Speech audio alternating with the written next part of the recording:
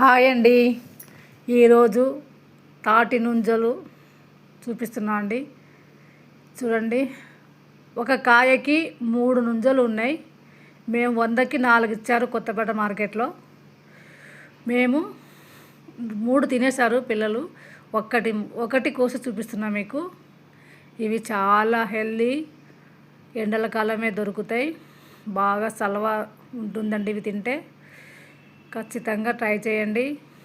మీకు నచ్చితే కామెంట్ చేయండి. నా ఛానల్ని లైక్ చేయండి, సబ్స్క్రైబ్ చేసుకోండి. తాటి నుంజ లాభాలు అయితే చాలా ఉన్నాయండి. మనకు ఎప్పుడు రావవి, ఎండల కాలం మాత్రమే వస్తాయి.